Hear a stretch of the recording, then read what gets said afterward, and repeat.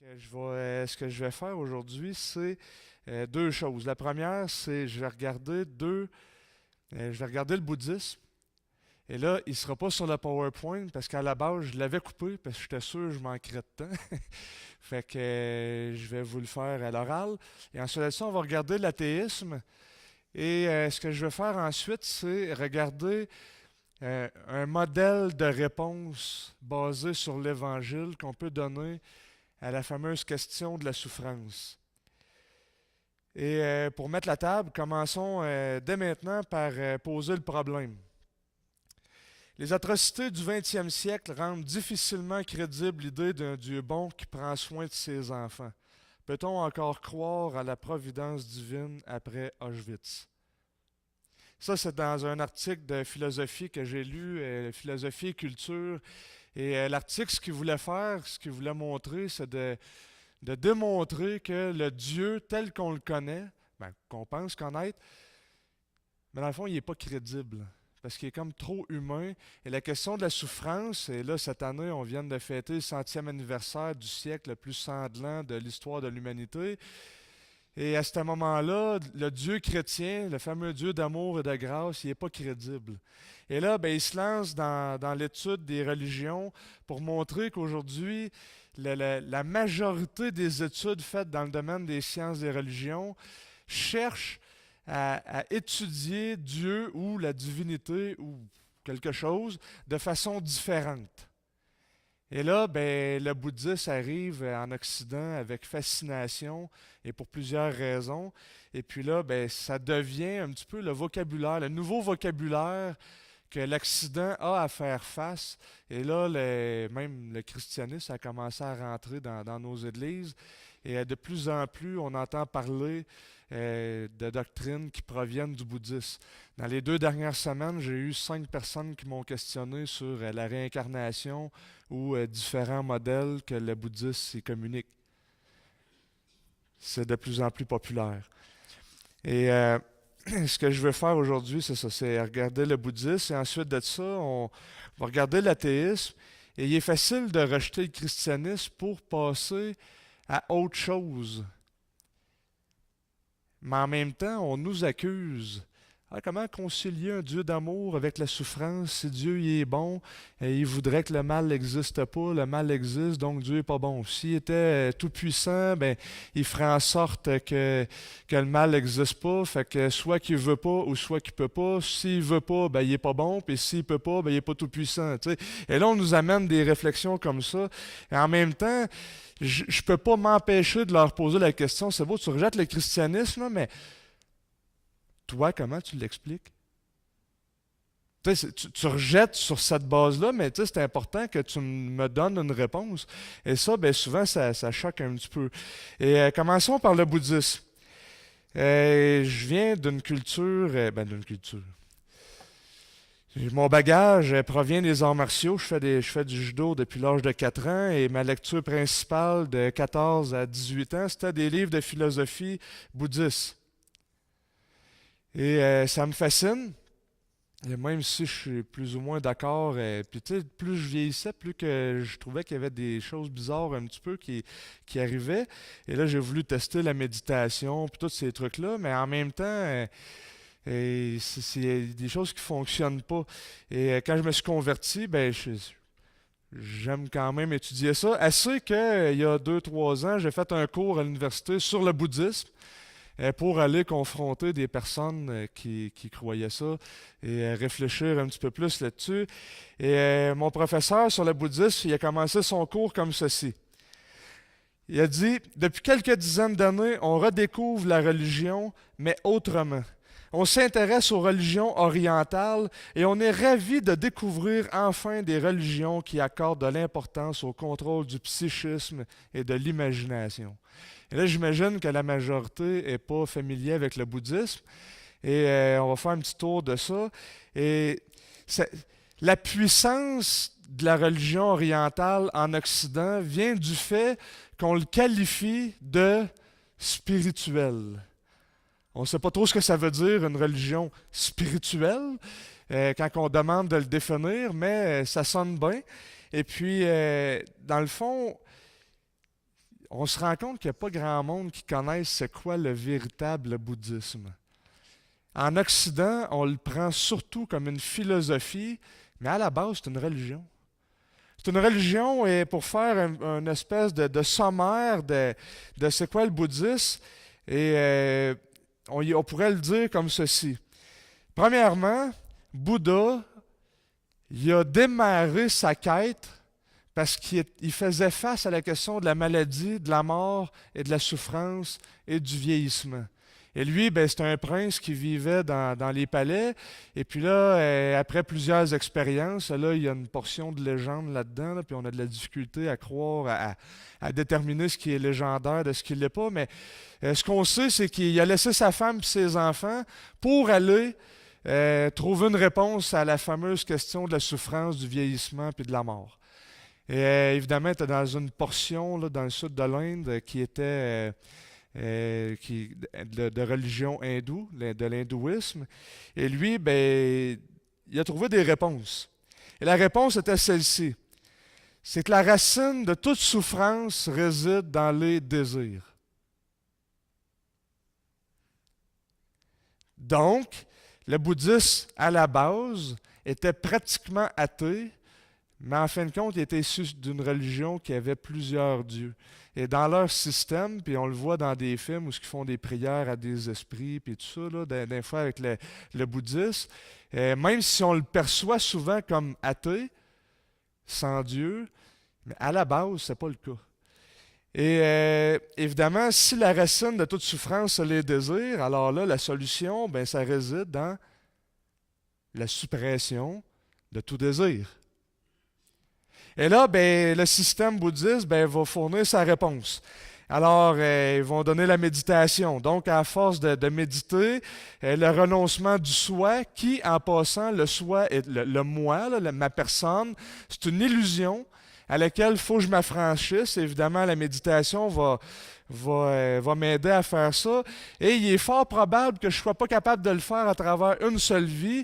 Alors là, il faut se réincarner plusieurs fois. Donc, avec la transmigration de l'âme, avec la réincarnation, il s'est mis à enseigner comment arriver à cet état d'illumination pour qu'on arrive à supprimer tous les désirs.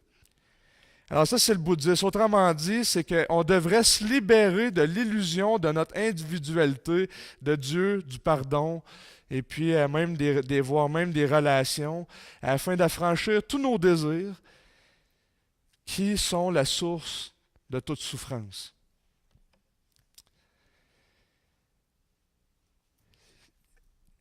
Je ne peux pas m'empêcher de poser quelques questions quand même à un système comme celui-là. Entre autres, comment une conception du monde où ce que tout est éphémère, où ce que tout est futile, explique-t-elle l'origine de toute cette futilité-là que tu observes?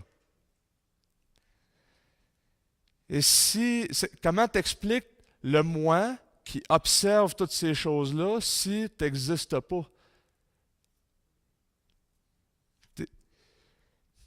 Et je ne suis pas le premier à poser cette question-là. Gautama Bouddha, de son prénom, Gautama, il a eu à faire face à ces questions-là et il donne la réponse. La réponse, c'est que lui-même a vécu dans l'illusion de la permanence jusqu'au jour où, de multiples réincarnations, il découvrit le caractère éphémère et futile de toute la réalité.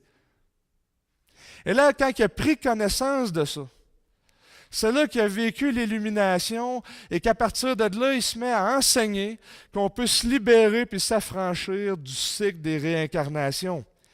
Et là, c'est à ce point-là que ça devient un petit peu plus problématique parce que ça devient cyclique. Tu sais. Et si la vie est cyclique, qui provient de l'éternité, là, s'il y a une infinité d'incarnations qui te précèdent, pourquoi qu'il y en a une dernière?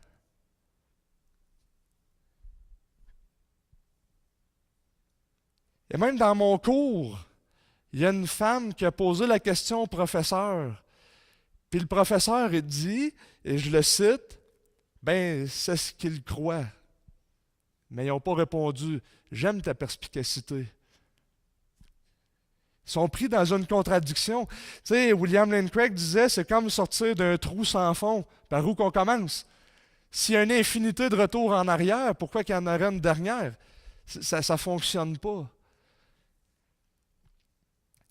Et moi, je ne peux pas m'empêcher de poser la question suivante, parce que s'il faut payer à travers les cycles, ben, on peut se demander, est-ce que le désir absolu de s'affranchir de tout désir inclut aussi le désir de voir le mal prendre fin? Ça ne fonctionne pas comme système. Et en fin de compte, il ne donne pas une réponse satisfaisante, ou du moins la réponse qu'il nous donne, c'est d'essayer de s'affranchir. Mais le vocabulaire est tellement, tu sais, un cycle karmique, tu sais, ça fait New Age un peu, là, mais c'est ça qu'on voit dans les tablettes. Et les livres chrétiens sont souvent sur la même rangée dans nos librairies. Et on est associé souvent avec ce genre de discours-là. Mais il y a une contradiction à la base du système. Et ça, ben, quand on y plonge là-dedans, ben, ça ne fonctionne pas. L'athéisme.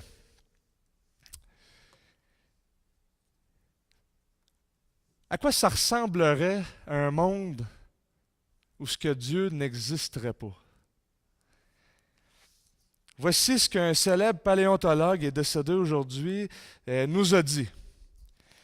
Nous sommes ici parce qu'un groupe particulier de poissons avait une nageoire et une anatomie particulière qui pouvait transformer en jambes pour devenir des créatures terrestres. Puisqu'une comète a frappé la Terre et anéanti les dinosaures, donnant aux mammifères une occasion qui n'aurait pas été disponible autrement. Merci à notre bonne étoile dans son sens littéral. Puisque la Terre n'a pas gelé entièrement durant l'ère glaciaire, parce qu'une petite et fragile espèce montant en Afrique, il y a un quart de million d'années, a réussi jusqu'ici à survivre par tout moyen nécessaire. Nous désirons peut-être une réponse plus élevée, mais il n'y en a aucune. Cette explication, bien que superficiellement troublante, si ce n'est terrifiante, est finalement libératrice et exaltante. Êtes-vous exalté?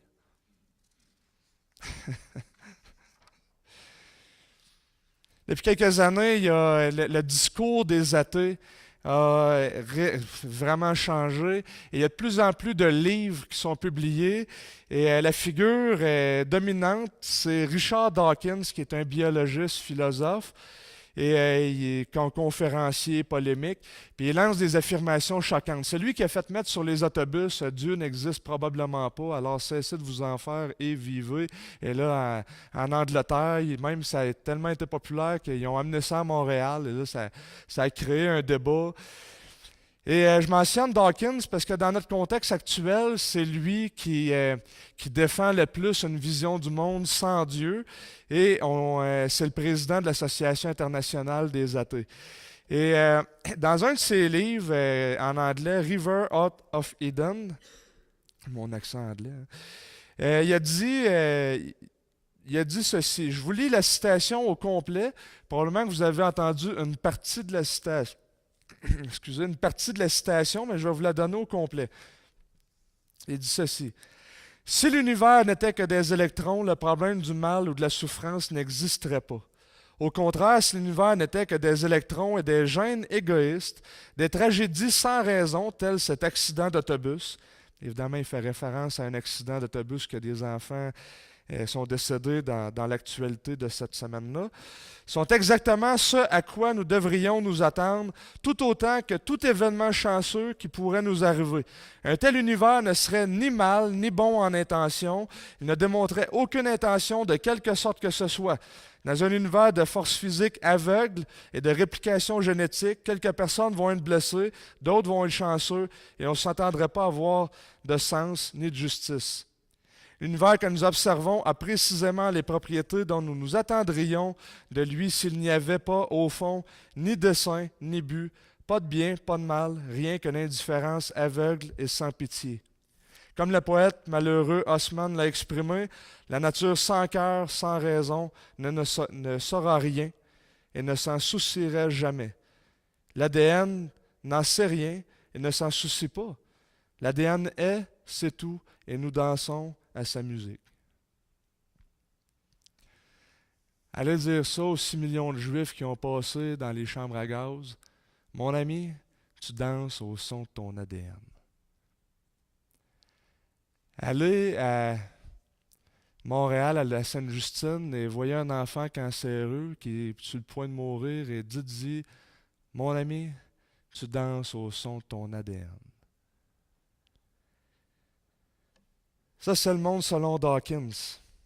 Indifférence aveugle, impitoyable, sans but ni mal. Mais en même temps, en grande pompe, il s'en vient, puis là, il critique tous ceux qui croient en Dieu.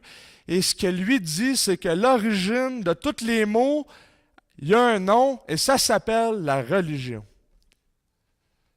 La religion est la source de tous nos problèmes, et là, il faut abolir la religion. Et là, si l'univers est dépourvu d'intention, de dessein, il est aveugle, comment peut-il décider que maintenant, le problème, c'est la religion?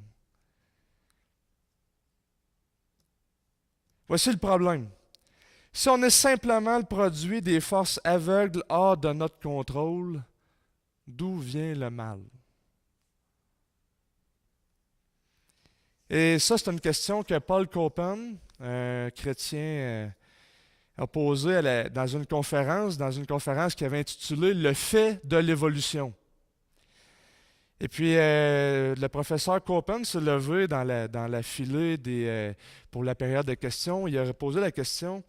Il dit, professeur Dawkins, dans votre livre que j'ai cité tantôt, vous dites que nous dansons tous à la musique de notre ADN. Si c'est le cas, cela signifie que la croyance en Dieu est produite en nous par des forces hors de notre contrôle. Sur quelle base donc vous dites que le naturalisme est plus rationnel que le théiste qui croit en Dieu si la force matérielle déterminée a planté aussi en vous par le même processus hors de votre contrôle? Autrement dit, ma croyance en Dieu ne dépend pas de moi-même, tout comme le fait que tu rejettes Dieu ne dépend pas de toi-même. Sur quelle base tu peux me dire à moi que je ne suis pas correct? Si c'est le même processus qui l'a amené. Et Richard Dawkins a répondu avec son accent anglais, « I suppose », je ne suis pas très bon dans mon anglais d'Angleterre, mais il a dit, « Je suppose que c'est parce que la science fonctionne. » Et là, il a ajouté ceci. La science a envoyé des fusées sur la Lune. La religion, des avions dans des tours. Et là, 2000 personnes se sont levées en applaudissant. « Wow! Wouh! Amen! » Mais c'est exactement ça qu'on s'attendrait dans un monde que vous proclamez, M. Dawkins. Ceux qui ont planté les avions dans les tours dansaient au son de son ADN. Tout comme vous qui répondez à ma question, vous dansez au son de votre ADN. C'est exactement le monde dans lequel vous nous décrivez. Pourquoi vous nous critiquez pour être l'origine du mal? Le mal et la souffrance ne peuvent pas être expliqués s'il n'y a pas de but dans l'univers. Ça ne peut pas. Les choses sont, point final. Pourquoi nous accuser de dire qu'on est la source du mal? Rav Zacharias a dit ceci. Quand nous examinons le problème de la souffrance humaine, nous sommes face à un dilemme aux proportions cosmiques. Cette question en soulève quantité d'autres. Et là, soulignez la prochaine phrase. Abordée sous l'angle d'une vision scientifique du monde, elle touche à l'argument du dessein. En d'autres mots, de même que le scientifique peut affirmer que l'œil est bien conçu, mais qu'il n'est pas parfait, le philosophe admet que dans certaines limites, notre monde est bien ordonné, mais lui trouve cependant un côté arbitraire en raison de la souffrance humaine excessive qu'il renferme. Autrement dit, le mal et la souffrance supposent un état de choses différent. On perçoit que ça devrait être bien, mais ça ne l'est pas. Et même les athées, ceux qui rejettent Dieu, le reconnaissent. Ça semble fonctionner pour un autre but. Et il élève la question au niveau du pourquoi, Mais à ce moment-là, ils ne sont plus capables de répondre. Mais en élevant la question au niveau du pourquoi, c'est d'admettre que ça semble fonctionner pour un autre but et qu'aujourd'hui, ce qu'on observe, ben, c'est que ça ne fonctionne pas comme ça devrait être.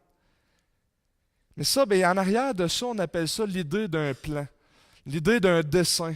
L'idée qu'il y a quelque chose qui est en train de gouverner, c'est exactement ça qu'on cherche à renier. On peut nous poser plein de questions à nous, les chrétiens, qui croient à la création, qui croient à un Dieu, mais en même temps, on est prêt avec l'idée que, voyons, ça semble être fait pour fonctionner autrement. On voit que c'est fait pour un plan.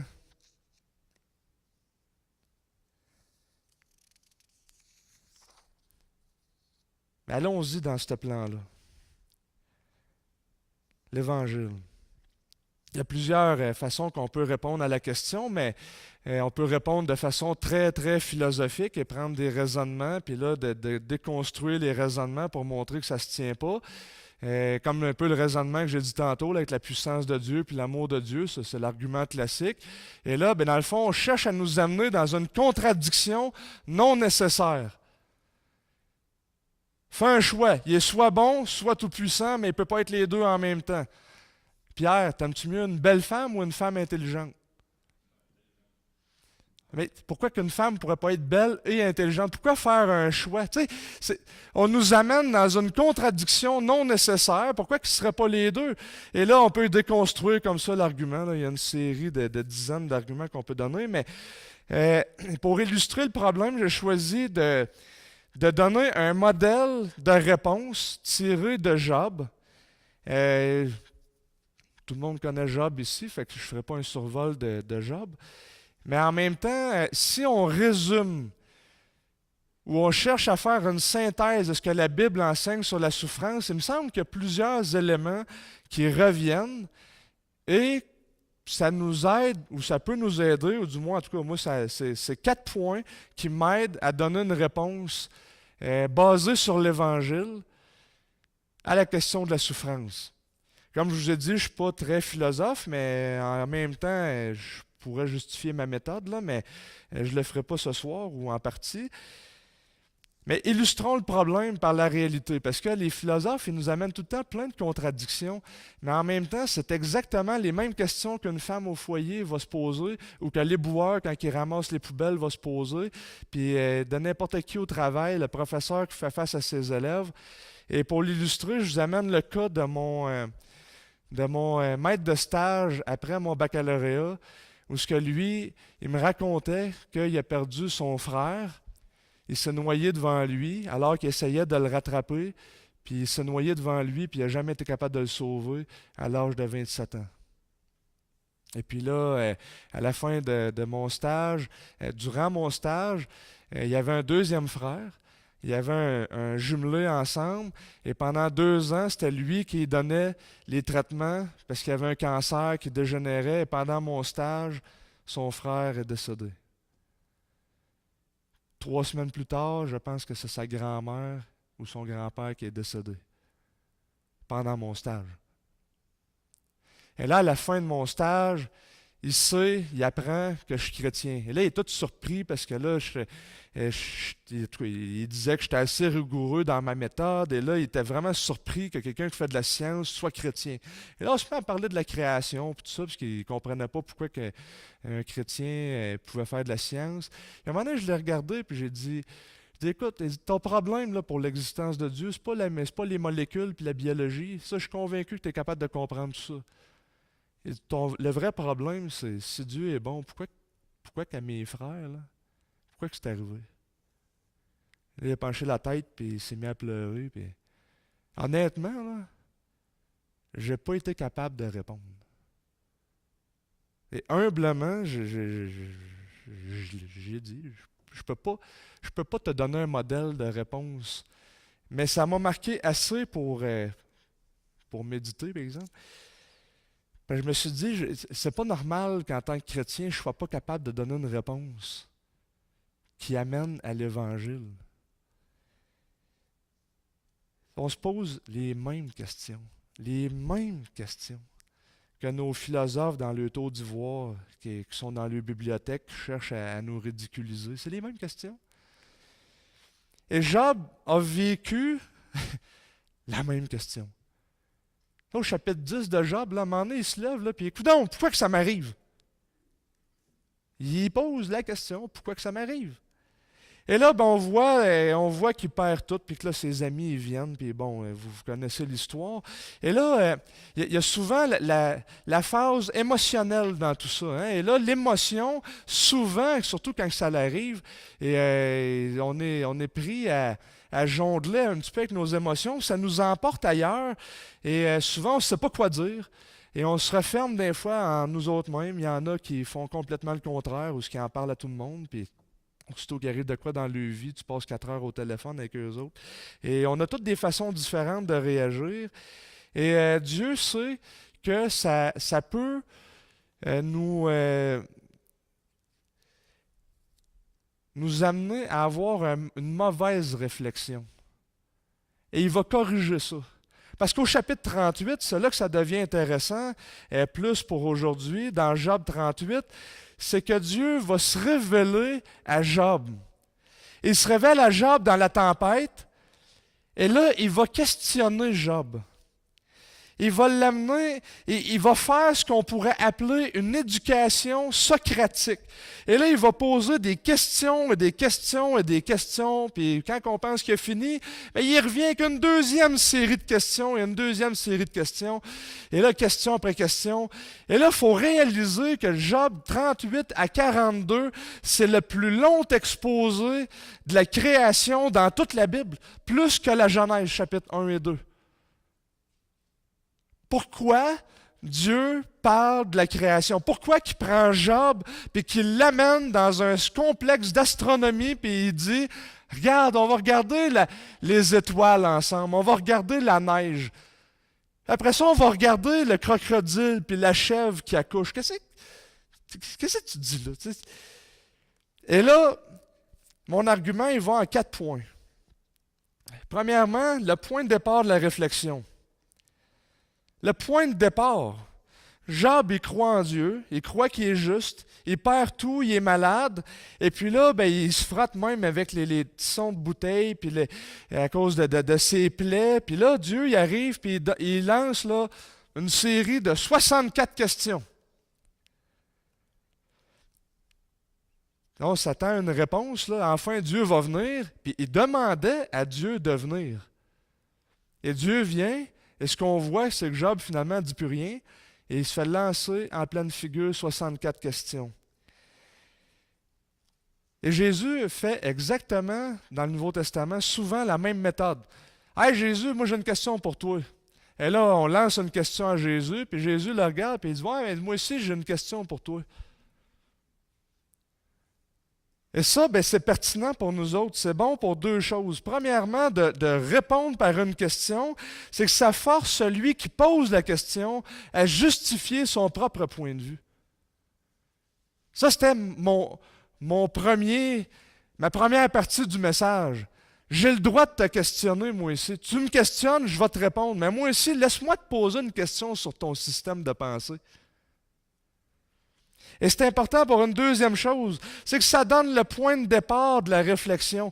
Job, tu ne la trouveras pas en toi-même. Regarde à l'extérieur. Et ce qui est typique des religions, et toutes religions confondues, tous nos systèmes de psychologie que nous avons aujourd'hui, puis je le sais, j'ai étudié en psychologie à l'université, presque toutes. Pas le counseling biblique, parce que lui, il est basé sur l'Évangile qui t'amène à voir Dieu. Mais nos systèmes séculiers de pensée nous amènent toujours à l'intérieur de nous autres. Alors, regarde à l'intérieur de toi. Là, on te fait des psychanalyses de comment tu étais quand tu n'avais pas de couche sur la plage à l'âge de 2 ans. Et tous nos systèmes nous amènent à revenir à l'intérieur de nous. Même l'athéisme.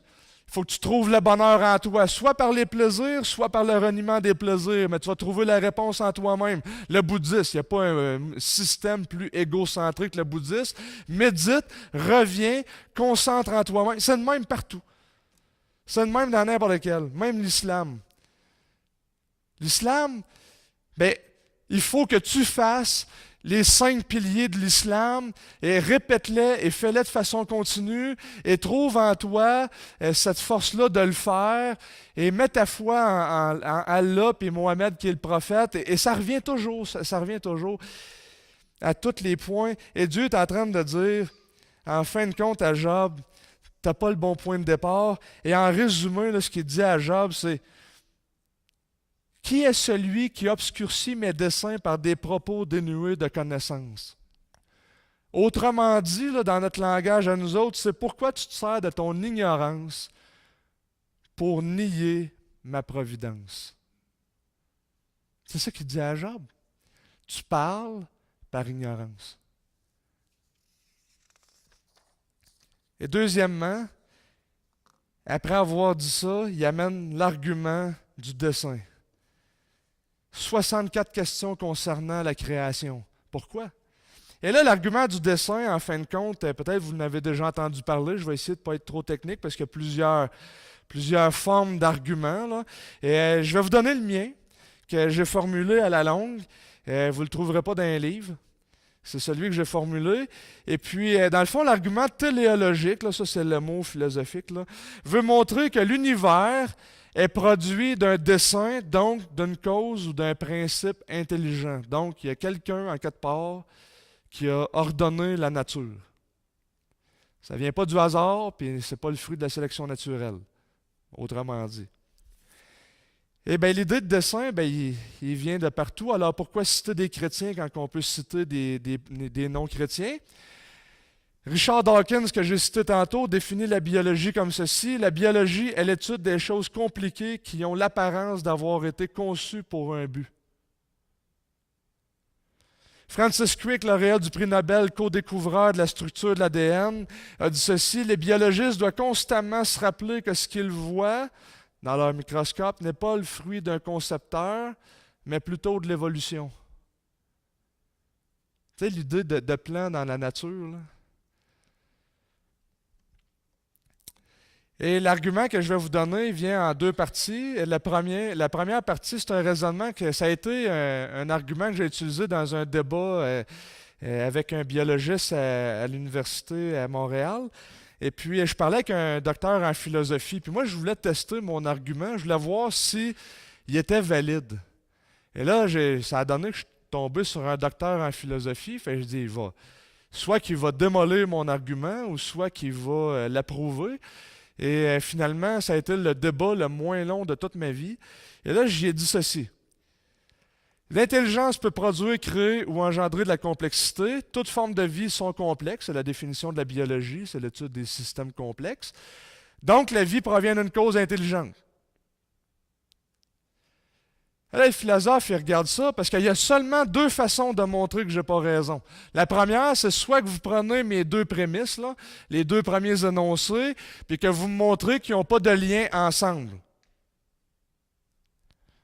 S'ils n'ont pas de lien ensemble, la conclusion, elle ne suivra pas. Donc, la conclusion va être fausse.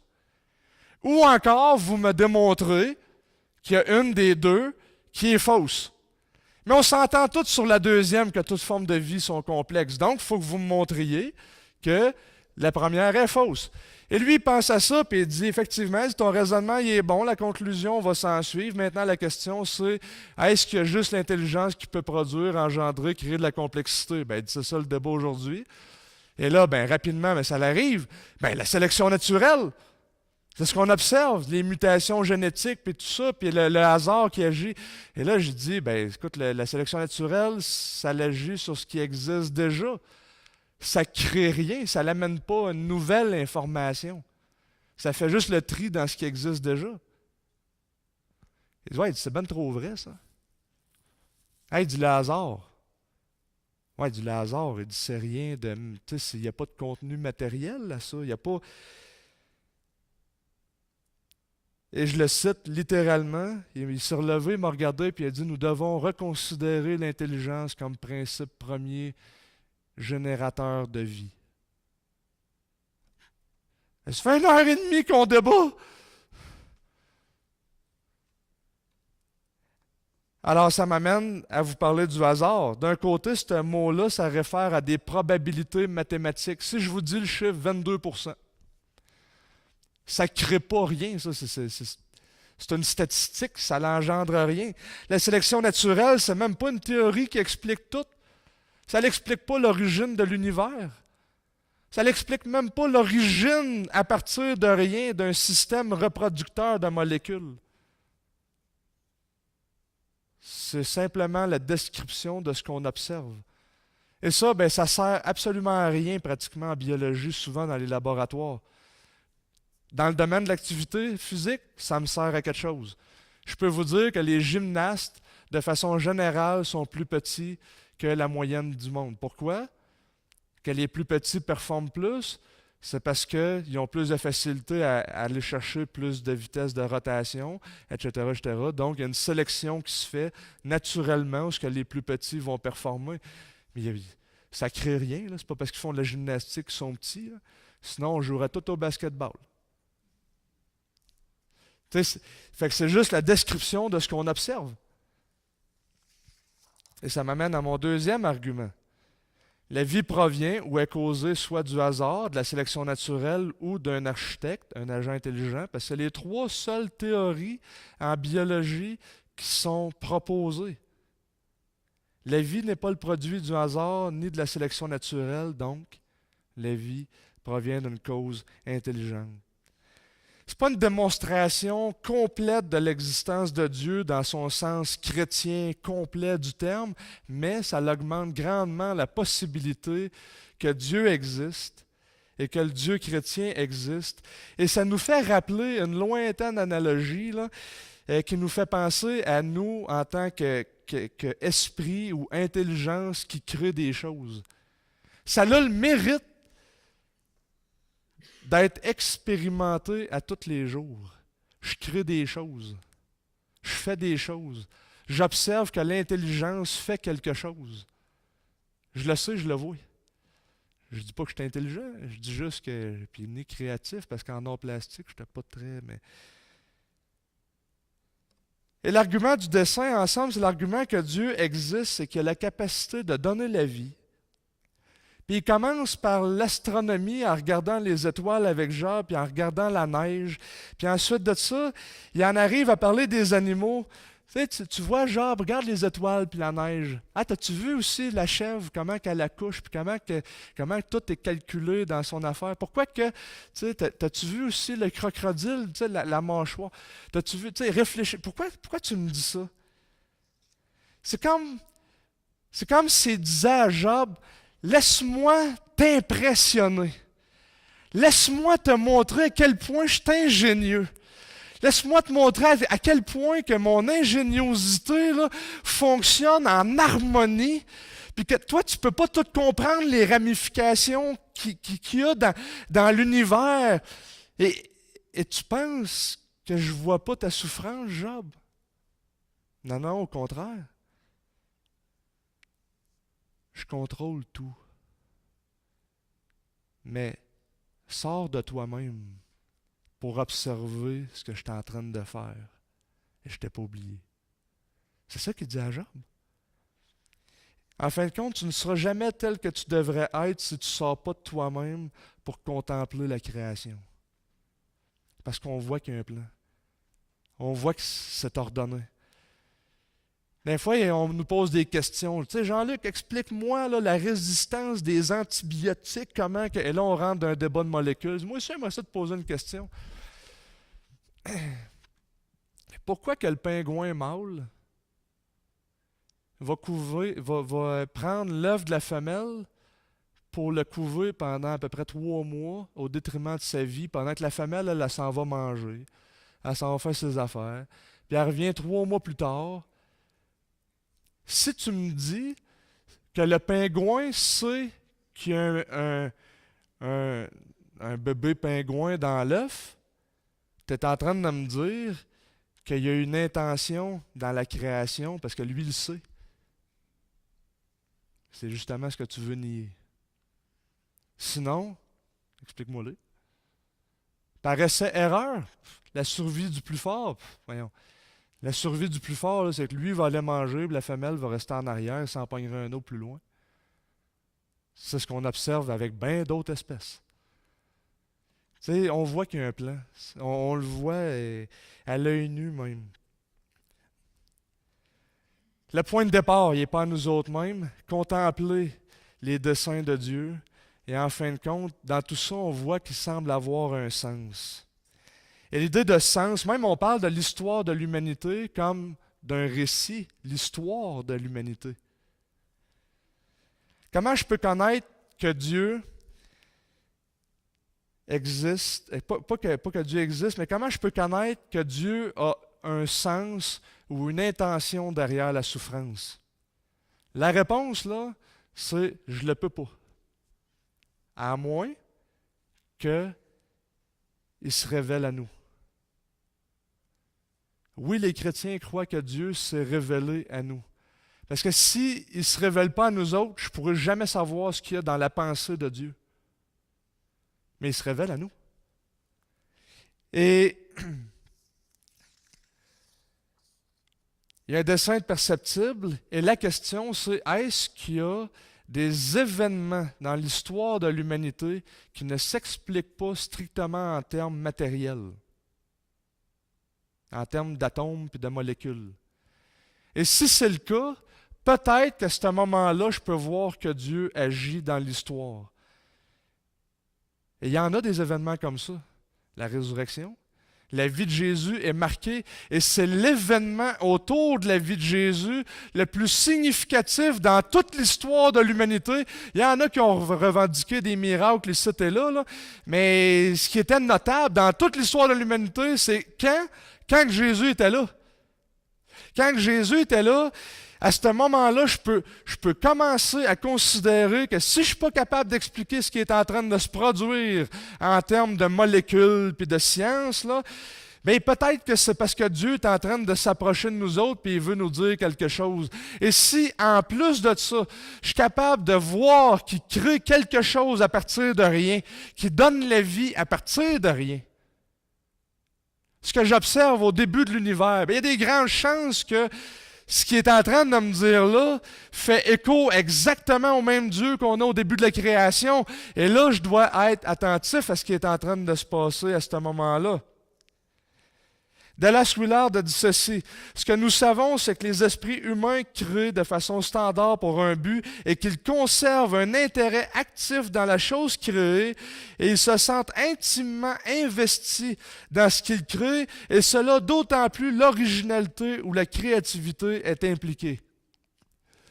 Mon ami Will, il me disait, moi, j'achète pas un chien, me le mettre dans le fond du terrain puis jamais entretenir une relation avec. Autrement dit, là, c'est que si Dieu fait une œuvre créatrice, faut au moins soulever la probabilité qu'ils veulent s'investir dans la création, parce que par expérience, quand je crée quelque chose, je m'investis dans mon œuvre de création. Et je le vois exactement dans la personne de Jésus. Le christianisme n'est pas fondé seulement sur l'affirmation de l'existence de Dieu, mais sur l'affirmation supplémentaire que Dieu s'est révélé dans la personne de Jésus. Et en fin de compte, oui, il y a un sens dans l'histoire de l'humanité. Puis en plus de ça, le quatrième point, c'est le centre du scénario, il me manque un bout, c'est Jésus. Job ne nous parle pas de Jésus. C'est à peu près 1500 ans avant Jésus. Mais Job, ce qu'il nous dit, c'est qu'il reconnaît le besoin d'un médiateur. Parce que ses amis viennent, puis ils cherchent à donner une réponse, puis il n'y a pas de réponse satisfaisante. Puis à un moment donné, il soulève la question, y a-t-il quelqu'un qui peut venir pour plaider ma cause envers Dieu correctement? Lui-même reconnaît, puis la beauté de la chose, c'est qu'à la fin de Job, Dieu, il se repent, premièrement, et Dieu le bénit, et Job devient le médiateur pour ses amis. Tu sais, ça pointe. On peut poser la question en regard d'Auschwitz, puis toutes les autres, puis poser la question, ouais, si Dieu il est bon, pourquoi, etc. Mais la vraie question, c'est, le sommes-nous? Sommes-nous bons? Et si vous répondez oui à la question, j'aimerais vous dire ceci, vous ne vous connaissez pas. Moi, je me connais. Probablement même pas totalement, mais ce que je connais, là, c'est pas beau. Puis je le sais des fois que mon potentiel, ma propension à faire le mal, il est là. Nous ne sommes pas bons. Et l'Évangile, c'est justement la bonne nouvelle de ce que Dieu a fait en Jésus pour nous. Nous, on ne l'est pas. Dieu l'est. La question de la souffrance, oui, il en soulève beaucoup d'autres, mais la croix, dans le fond, proclame un message. C'est que Dieu ne se désintéresse pas de ta peine et de ta souffrance. Qu'est-ce qui rend unique la réponse du christianisme? Et là, j'y vais en rafale. Sa description précise de l'être humain. Soulever la question, là, est-ce que Dieu est bon? Mais si on inverse la question en disant, est-ce que nous sommes bons? Non seulement le christianisme devient intéressant, mais il devient la meilleure réponse. Et la croix de Jésus, c'est la démonstration de l'état réel de mon cœur. C'est une réponse qui est perspicace, précise et accessible à la souffrance. C'est une démonstration que Dieu est juste, mais en même temps que lui-même devient le médiateur pour nous. C'est une espérance réelle fondée sur l'histoire réelle, puis pas sur l'imagination. Elle nous rappelle que Jésus a vaincu la mort, puis qu'il nous donne une espérance en Jésus. C'est pas terminé à la mort.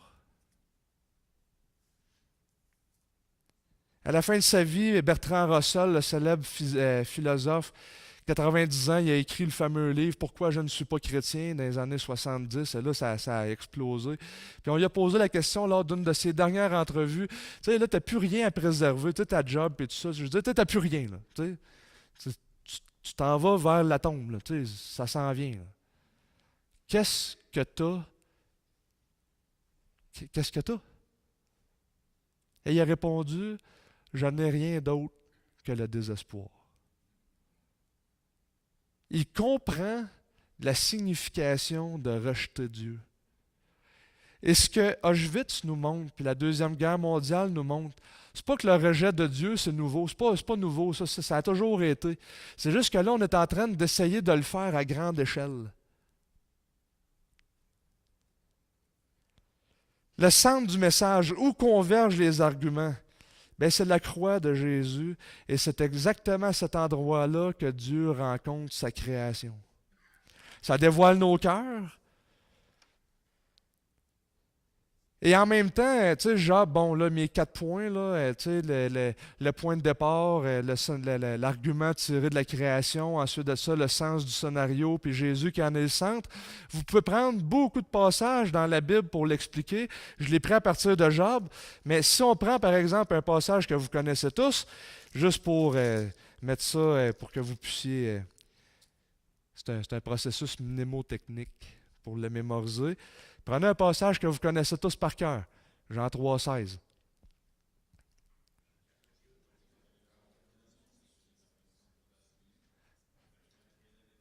faut premièrement que Dieu existe, un bon point de départ. Lui, il a tant aimé le monde qu'il donne son Fils. Il y a un sens dans le scénario, mais le Fils, c'est le centre du scénario.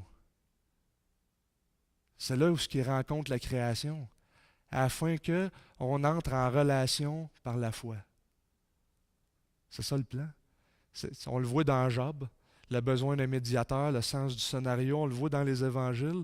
On pourrait prendre 1 Pierre 5, chapitre 10, prenez Jean, chapitre 11, 1 Corinthiens 15. Je veux dire, il y a l'idée de sens, c'est partout. Et Dieu ne se désintéresse pas de nous autres. Tu sais, si pour vous, Dieu, c'est simplement un vieux sénile avec une barbe longue, mais votre Dieu est trop petit. Tu sais, je suis conscient, je vous l'ai dit, je suis conscient qu'il y a plusieurs façons qu'on peut répondre à la question. Il y en a des très philosophiques, il y en a des scientifiques. Et celle que j'ai utilisée aujourd'hui, on la voit un petit peu moins. D'ailleurs, on ne la voit pas beaucoup. J'ai répondu par un récit. Le récit de l'Évangile. à travers l'histoire dans laquelle vous êtes. Et Dieu vous interpelle là-dedans. Et votre histoire va prendre seulement du sens si vous comprenez votre vraie place dans l'histoire réelle du monde où ce que Jésus en est le centre. La réponse biblique ignore jamais la douleur ni la peine. Elle le fait avec perspicacité et rigueur, sans nier la réalité ni la logique. En fin de compte, si vous êtes dans l'épreuve présentement, l'Évangile est un réel message d'espoir pour vous. Peut-être que c'est le moyen par lequel Dieu veut vous amener à désespérer de vos propres moyens pour trouver votre seule suffisance en lui-même. Autrement dit, c'est ce que les célèbres citations de C.S. Lewis nous disent. Dieu murmure dans nos moments de joie, mais il tonne dans la souffrance. Parce que la souffrance, c'est le mégaphone de Dieu pour réveiller une humanité qui est dure d'oreille. On va prier. Seigneur Dieu, oui, on peut donner des réponses à la souffrance. C'est un modèle très imparfait que j'amène à cause de mes mots. Mais ce qui est parfait, Seigneur, c'est l'Évangile qui demeure, qui est impérissable. Et Seigneur, que ça puisse nous servir tous et chacun à faire face à cette question de la souffrance. Que ça puisse premièrement fortifier nos foi, mais en même temps que ça puisse être transférable en vue d'un réconfort pour des frères et sœurs chrétiens et que ça puisse être transférable pour amener l'espérance à une humanité qui te rejette autour de nous. On n'était pas différents, Seigneur, de ces personnes. Tu es venu nous chercher, tu t'es révélé à nous. Et Seigneur, on veut voir la beauté de ton évangile en œuvre en réveillant des personnes autour de nous. Et on veut simplement être des outils imparfaits qui amènent l'Évangile.